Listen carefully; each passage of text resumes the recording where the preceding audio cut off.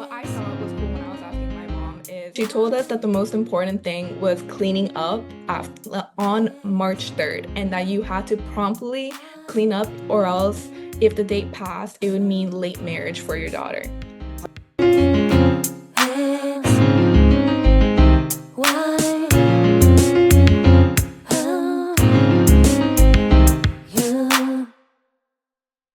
Hi, everyone. This is a podcast with two Asian American women sharing and learning about everyday life experiences cross-generationally.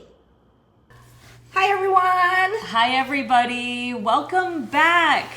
We are excited to share this day with you today. We have a very special guest. She is representing the Gen Z perspective. Woohoo! And she's going to explain a little bit more about her upbringing, and also share about Girls' Day, which is a tradition in Japan it's a celebration that's rooted in tradition, family, and wishes for girls' happiness and health. She'll help us explore what this holiday means through a modern lens. Please welcome Angelina Rota Ono. Hi everyone. My name is Angelina or Angie more casually. I grew up in Miami and my mother is Japanese and my father is Italian, so I have a pretty diverse cultural background. But more importantly, I did attend Japanese school every weekend for 10 years. So I am fluent in Japanese. I can read, write, and speak. I would say even more than Italian, but that's just me. And I'm excited to share more about my culture today. And I'm here on behalf of my mother, who's fully Japanese. She was born in Tokyo and she came here to America in her young adult years. She's a little camera shy and she also doesn't speak that well in English, so she didn't really want to do this, but I'm here to share more about her and the culture. Thank you. Thank you for having the courage to, and we appreciate you connecting with your mom to understand a little bit more about Girls' Day as well. But before we get into Girls' Day, tell us a little bit more about Angelina. Who are you outside, growing up? What was your upbringing like? Again, you mentioned Italian and Japanese culture. So I love that. We love that. Yeah, so at home, I would speak Japanese to my mother, and my dad didn't really focus on teaching Italian to me, so I actually only speak English to him. But in my regular Monday to Friday school, I did take Italian classes, and we're in Italian student organizations, so I was very familiar with Italian culture. And I really enjoyed going to Japanese school every Saturday. At first, when I was little, I hated it. I despised that. It was like my weekends are shorter. But looking back at it, I'm so glad I got to experience that because it not only brought me closer to my culture, but I've met some amazing people from it as well. And my roommate is actually someone who I met from that school. Oh, wow. Oh, that's wonderful. So when you were growing up there, wait, where did you grow up?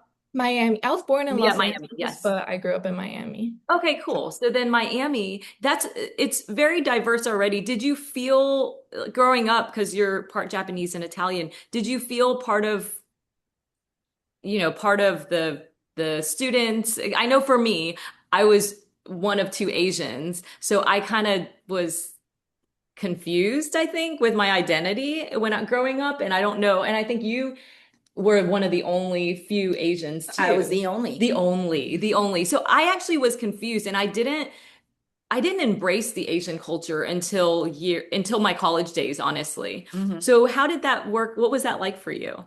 Yeah, Miami is a very big Hispanic community. There's lots of Cubans. And my school as well was basically 99% Hispanic. They're from all around South America, Spain, Europe. And honestly, at school, I tended to be shy and I didn't really want to tell people I was Japanese because when, like younger kids, they can be mean. And I just kept it as not really a secret. Like people knew, but I didn't really go out and tell people. But definitely, as I grew older, I became proud of who I am and I stopped really caring what other people think, like, or thought. And I know my mom still struggles with this a little bit. She doesn't really like being like noticeably Asian, so she tries to dye her hair, but it's a fun thing she does. And my school lunches as well, she tried to make it more Americanized, so she would give me sandwiches, but in my Japanese school, she would make me like actual like bento boxes, which were my favorite, and I was so glad that she made them for me at least one day of the week. Yes, and it's neat. It's interesting juggling the culture, Asian culture, of course, Italian and American culture. There's a lot to kind of think about and growing up too, just the different foods, I think is an interesting thing that you brought up. Mhm. So, did you Well, I liked hearing, well, not that I like it, but I'm understanding or, seeing what you're saying about how your mom wants, because it's so prevalent in at least in our generation. I don't want to ask you, how old your mom is, but is she Gen X or Gen Y? Gen X. Okay. Gen So X? as Gen X, right? Because my generation, she's in the same generation I am, we hid being Asian. We did not want to be Asian. Yeah, It's so different now from the Gen Zers that really, and that's to me, like, I think what is so fantastic about the Gen Zs yeah, is that you all are like embracing your difference, if that's the word that I want to use, but it's just so fantastic. And how you're saying how your mom wants to hide the being Asian part, right? And we go to lengths with it. yeah, And because we were only one of the, if you're only, if you're living in Miami and you're only one of the very few, imagine during your mom's time when she was there, like, she's most likely the only one, just like me. yeah, So for me, I know that that's one of the reasons why I'm embracing my Asianness now, is because I never got to do that in my younger days. Is your mom the same way now, or is she still, because of where you all live, is she still kind of fighting the Asian, being Asian? Yeah, definitely. When we were younger and we lived in LA, there's a really big Asian community there. So she really enjoyed it there and she got to like embrace her culture more. Um, Especially during like Asian hate and COVID, she definitely tried her best to not like appear Asian. She would wear like these big sunglasses, the mask, obviously, and like dye her hair. But in my opinion, it just made her stand out more. But I didn't tell her that. And right now, I think she's definitely trying to embrace it more herself, but she doesn't really like telling me about like what she's trying to do because she's very like to herself, if that yeah. makes sense. Yeah. And I think you brought up a good point because around that 2020, that Asian hate time frame, a lot of Asians were really scared. They were scared. There were a lot of things, a lot of really bad things going on between just between people. And so even my family was pretty scared about going out, maybe in groups or a family. They're a family, but they were afraid of going out in groups too. So but I think it's changed. It seems like the past year or two, it seems like much better. I think I mean, even culturally with what's the movie, or the Netflix The one, net, oh, the one that you want me to watch. the the big one, Angelina, the help one me. with that. K-pop Demon Hunters. Yeah, K-pop. I didn't want to say it, but K-pop Demon Hunters. Well, Yeah. that, and I think it just is becoming almost cool now to be Asian Mhm. because I couldn't bring, well, I did bring, my grandma cooked me Asian food and I would bring it to lunch and everybody would be like, why are you smelling up the place? Or what is that smell? I loved it. And again, like you said, those bento boxes, they're amazing. But I think now the cultures, not only Gen Z, but even after you, they are embracing these Like, differences. there's so many people that want to be Asian. Yeah. It's like And so it's crazy. nice. Yeah. So it's nice. And hopefully we all can be comfortable in our own skin, whatever that, whatever background we are, because that makes us feel more like we belong too. I've noticed that, in college when I joined the Asian sorority, I felt like I actually belonged. And before I didn't really feel like I fit in. I always felt like the odd one out. So it's nice to have that community. And it's good that your mom probably has some community there too. And you can Yeah. continue to embrace So it. bringing it back to our topic now, Girls' Day. I know about it because one of my cousin-in-laws is Japanese, and she practices and celebrates it with her girls. She has two girls, but it's called Hinamatsuri, right? I think I'm saying it right. So tell us about Yeah. that. Tell us about it. So Hinamatsuri is a celebration that begins from February until March 3rd, and it's mainly focused on decorating and the dolls. I don't know if you've seen them. They're like these little like dolls. They're from the royal court. So one represents the emperor and the other one represents the empress, and below them are like the hierarchy levels. So what I thought was cool when I was asking my mom is she told us that the most important thing was cleaning up on March 3rd and that you had to promptly clean up or else if the date passed, it would mean late marriage for your daughter. So I Oh, thought that was kind of cool and like historically significant. It's kind of how do you call it? The when you like knock on wood to like make sure like yeah, stuff like that, you know? Um, superstitions. Yes, that superstition. Sorry, I forgot the word. And mainly this celebration is for younger girls, so elementary schoolers to like, 12-year-old girls. And it's just a very like girly, like, how girls like dolls. She said it was kind of like Barbies, how I used to like playing with Barbies when growing up. It was her version of a Barbie. She would just decorate it and they would eat these special foods and maybe dress up in kimonos and stuff like that. Nice. What kind of foods? We love food. We love to Yes. think about food. Tell us a little bit about the food that's served. So she said that they were arare, which is like rice crackers that were white, pink, and green, and they were a little sweet since, it's a children's holiday, so they want everything to be, for children. And there's also hishimochi, which is hishi means like diamond or rhombus shape, and mochi is do you guys know what mochi is? Yes, Okay, mochi. perfect. So it was just diamond-shaped mochi, and that's also pink, white, and green. And I asked her, I was like, why is everything pink, white, and green? Like, what's the symbolism behind it?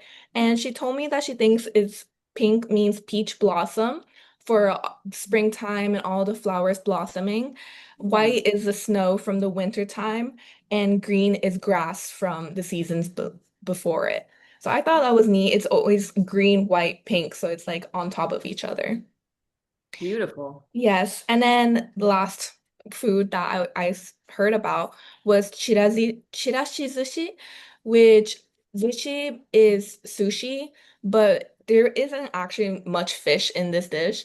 So it's just a bunch of colorful toppings on top of rice. She says a lot of people put egg in it, like sweet foods, just like some things that children would love to eat and stuff like that. Ooh, yum. It's making me hungry. I'm sure you too, making us hungry already. You said February to March 3rd. So is that the whole month of February? Like when does it officially start? So usually they put it up. Some people start early and start putting it up around mid to late February. Some people wait until March and then just have it up for 3 days. It really depends on the family, she said, but her family used to just put it up later and then she said the most fun part was just setting everything up and then just like bickering with her siblings. No, this goes here, and making sure because the position is what matters most. Like, so, the prince and or the emperor and empress have old time clothes because they're from the older ages, and they're at the top, and underneath them there is three people, and they're the maids. They're the kanjo. So they're always holding some sake related item, which might not seem very child friendly, but there's also amazake, which is like non-alcoholic sake for children that they also like to drink. And then underneath those maids it's up to 5 to 7 levels depending on how far you want to go out.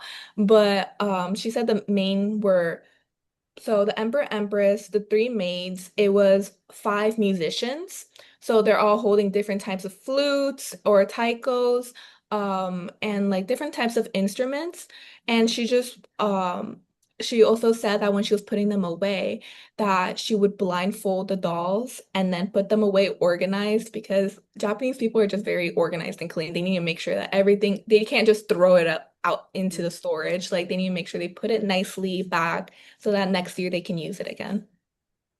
So from listening to you explain this, these are dolls. Hmm. Yeah. I'm making a similarity in my head for me to understand. It's almost like the dolls, the diorama is like the Christmas tree.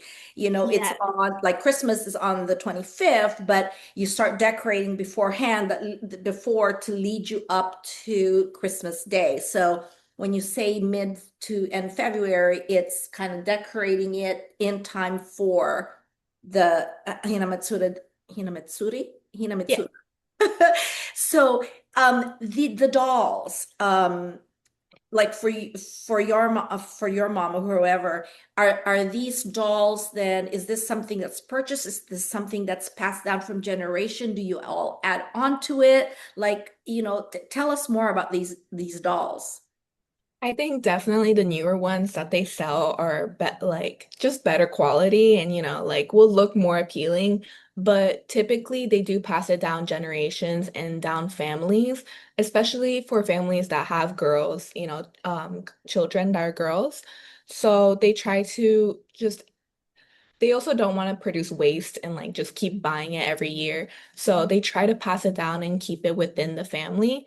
I know my mom said hers was really old, so she really had to be careful when she was putting something away, or else like the doll's neck would snap or something. She was like, I had to be so careful with it, which I thought was also neat and just prestigious to like take care of. Yeah, yeah. That's neat. I think the dolls is really interesting. Does she still have it, by the way? I think my grandma still has it at her house. Oh, that would be neat to snap a picture and maybe Yeah. hopefully show it to our viewers too, because that's awesome. I think being able to pass it down in generations is neat because in the American culture, it's about more stuff. But I love that cultural aspect of not wasting that Hmm. and just kind of passing it down from generation to generation. Hmm. Definitely. Beautiful. Beautiful. So with and you seem like an expert, by the way, from not know Not celebrating. yes, not really celebrating it. What I guess I'm kind of curious, was this experience helpful for you to engage your mom? Like, how did that go? Was she excited about telling you more? No, definitely. At first, she was like, I don't really remember. But as soon as she started talking about it, she was like, oh, yeah, and we used to do Oh, this and we used to do this. And she would just remember more. And it was really exciting for me because she was talking about her childhood, which she usually never talked about.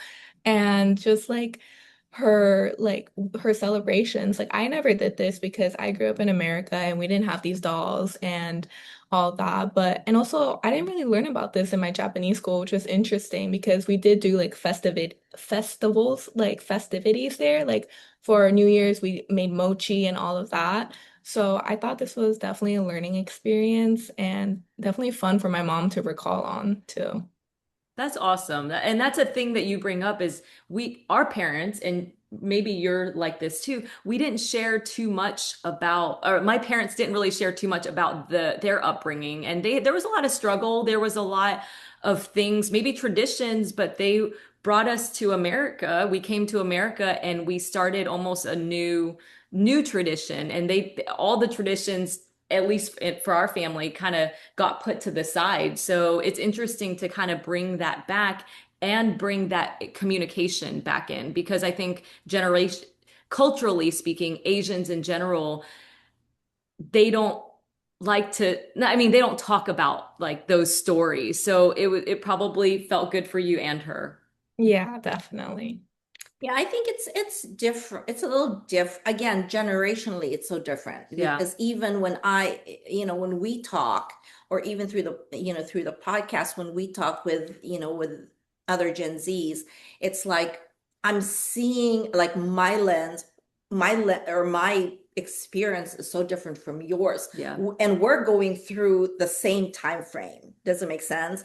Mhm. So it's kind of neat, but again, because of my cousin-in-law that I was telling you about, I know that because she has the two girls, they embrace this culture so much. It's nice to know that it's more, like you said, like a children's holiday. I didn't know that. I thought that it was more kind of like a ongoing, between almost like a Women's Day. You know how we celebrate Mhm. sometimes during Breast Cancer Awareness Month, kind of. So that's kind of how I saw that. So I guess it's a little different based on what you're saying, that it's for children, it's a Children's Day. But then the dolls. Do you know, maybe you know, maybe you don't know, but you say that there's the emperor within the dolls, there's the emperor and the empress. Does that mean then, or do you know which dynasty that is, or how long this girl's day has been c- going on or celebrated? I guess is the question. Yeah, I asked my mom and she was like, I had no idea. Like, I just know that this was always a thing. But when I did my own research beside her, Google did say that it was from the Heian period. So that was like a long time. That was like around like samurais and like all of that. So I think this has been a very long tradition. Wow.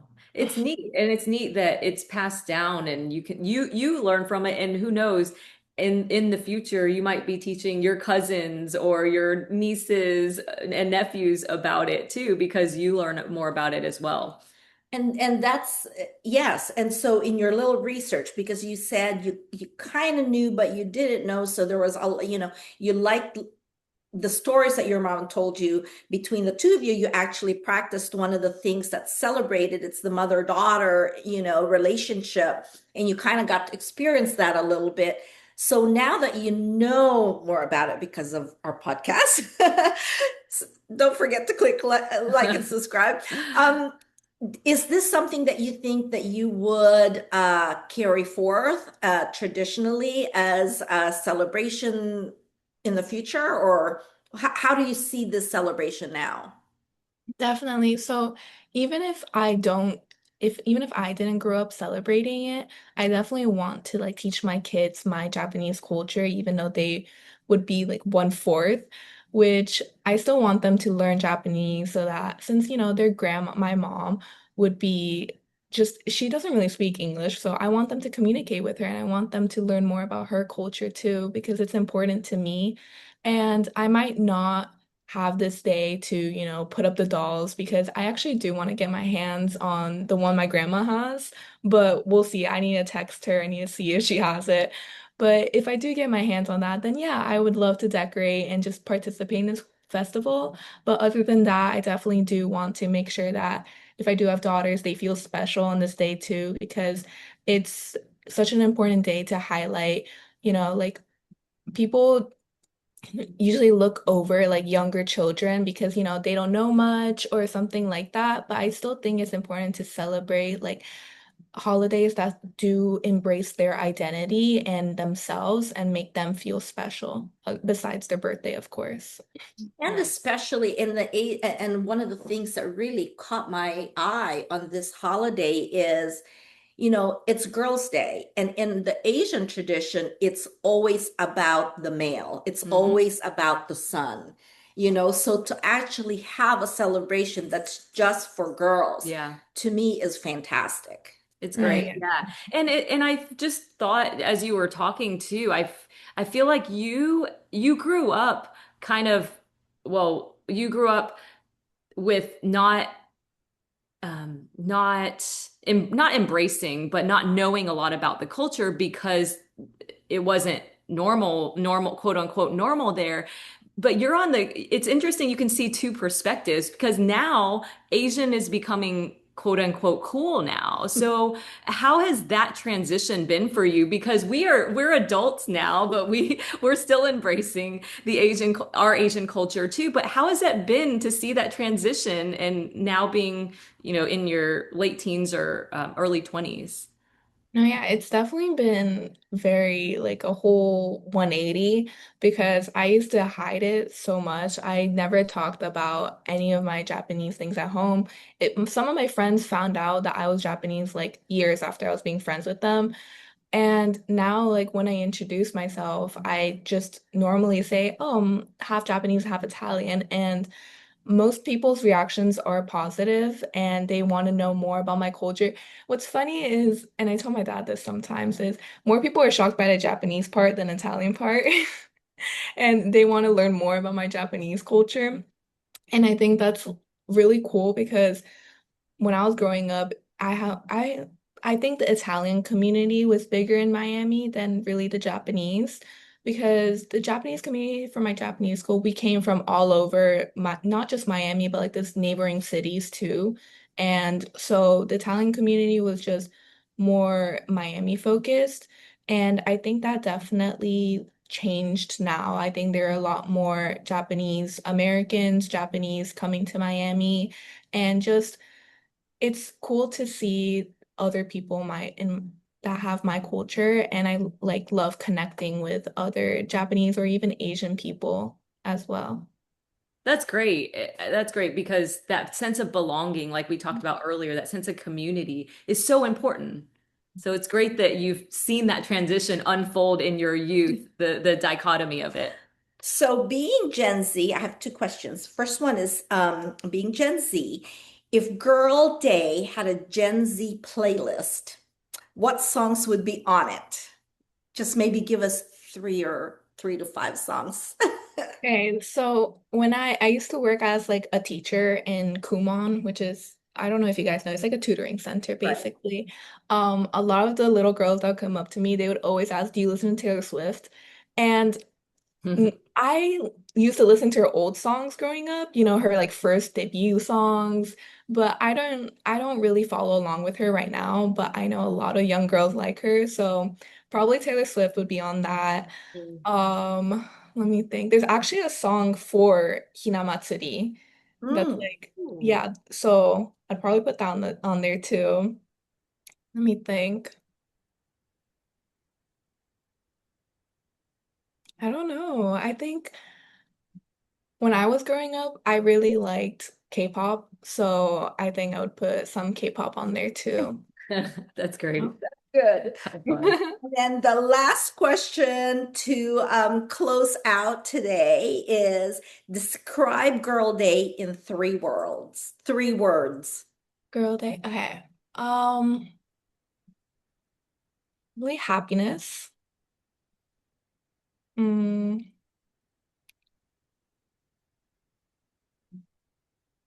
heritage, and celebration. Nice. That's beautiful. And you put a lot of thought into it. I love that. You Yeah. really thought through that. I love those words.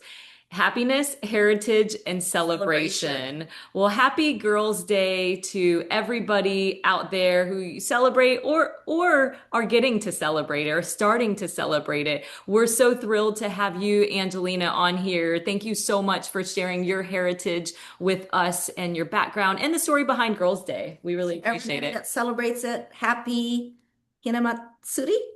Did I say it right? Yes. Happy Hinamatsuri. Hinamatsuri. Take care, everybody. Bye. Bye. Thank you, Thank you, Angelina. Angelina. Having me. Yes, thanks for being on. We appreciate it. We'll talk soon. Okay. Okay. All right, All right. bye. Bye. That was fun.